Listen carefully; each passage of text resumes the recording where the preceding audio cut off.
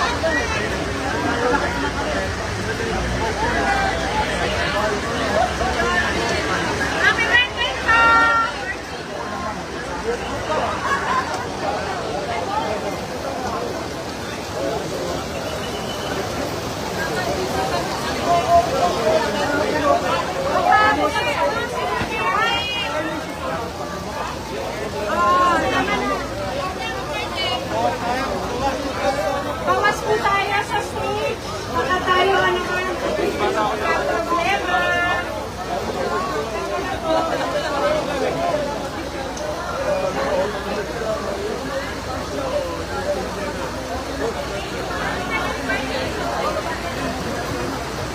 Ako po si Crystal Bagatsing, ang direktora ng Department of Tourism, Culture and Arts of Manila. At nagpapasalamat din po tayo sa lahat ng hopya makers na nandito. At ito po ang ating itinidiwang ngayong araw. Tuwing October 24, we will officially celebrate Hopya Day every year. Isang araw na matamis, masaya, at puno ng pagmamahalan. At syempre, hindi lamang hopya ang espesyal ngayon. Katulad nga ng nasabi ko, it is our dear Mayor's Hopya birthday. And of course, our Councilor, Joaquin Dumagosa's Hopya birthday. Hopya isn't just a snack. Ito'y simbolo ng pagbabahagi, pagmamahal, at yung simpleng naalala kita at may nauwi ako para sa iyo. We celebrate not just food, but culture, community, and connection. Maraming salamat sa lahat po ng dumalo ngayong hapon.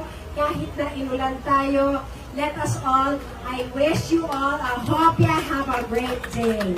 Thank you very much. Thank you so much, Congressman Crystal Bagatsing, Officer in Charge of the Department of Tourism, Culture and Arts of Manila. And now for our keynote speech, let's put our hands together for the Honorable Francisco Isko Moreno Dumagoso, the Mayor of the City of Manila. Thank you.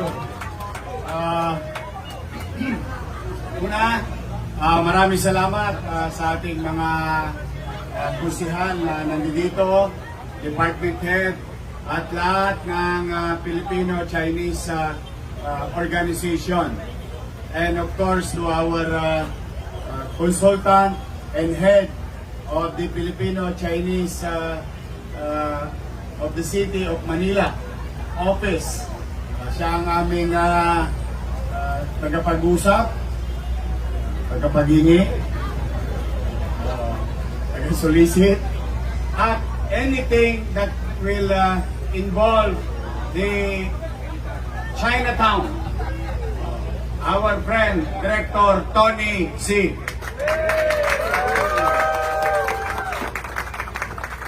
At nakita ninyo, nandito ang iba't ibang organisasyon ng Filipino Chinese. Now, today, it's not about my birthday. Nataon lang. Nataon. But the purpose of your city government having October 24 as Hopia Day in the city of Manila is to look back, lingunin ang aming kasaysayan sa lungsod ng Maynila. Hindi pwedeng kunin at agawin ang kasaysayan nito na ang Hopia ay nagsimula sa Binondo, Maynila. And that's why to our forefathers, sa aming mga ninuno na Filipino-Chinese from first generation, second generation, and the new generation of Filipino-Chinese. And most of the first and second generation continue to live in the city of Manila, continue to recognize their history and success when they were starting here in the city of Manila. Now, Hopia, at least, pwede natin idikit sa salitang hope that Manila is full of hope. The beacon of hope of people who are looking and wishing and aspiring for greater life, better life. And that, in the beginning, it's always about the kilometer zero. Kilometer zero because everything starts in Manila. And during that time, yung nakikita nyo may edad na dito, nasa entablado. Ito ang ating mga Filipino-Chinese. More than Filipino by blood to some. Because they really love this community. In fact, marami sa kanila, kahit na nakatira na sa mga mamahaling subdivision, yung kanilang mga property, kanilang mga business, ay nananatili sa lungsod ng Maynila. Tingnan niyo yan. Isa, dalawa, yan ang Metrobank. May Metrobank ba sa Maynila? May Metrobank pa sa buong Pilipinas. Nag-start sa Tabora, Magtetela, Ilaya. See, this is a very good example. Kapag ikay nagsikap sa Maynila, nagpursige, nagbuti, ginalingan mo, and the rest will be history. Look at that, one of the biggest bank in the country, Metrobank. Dito, nagsimula sa Maynila. Pag kumanan ka pa dyan, may Rizal Banking pa dyan, o mas kilala nyo ang RCBC. Yung BDO, nagsimula SM. Ang SM saan nagsimula? Manila, Carriedo. Tama ba? So, tayo umiikot ang ating buhay at mga nakikita nating malalaking kumpanya. Malalaking kumpanya, conglomerate to some, but they all started in Manila. So, Hopia Day gives hope for the next generation that Manila will be or will continue to be the beacon of hope for every Filipinos and especially Manileños in the city. That there is better future na naghihintay sa bawat Manileño at mga taong dumadako dito sa Maynila. So Hopia is not just a food, it's not a delicacy only, but it can be a symbol of hope to every Manileños and Filipinos in the country and in the city.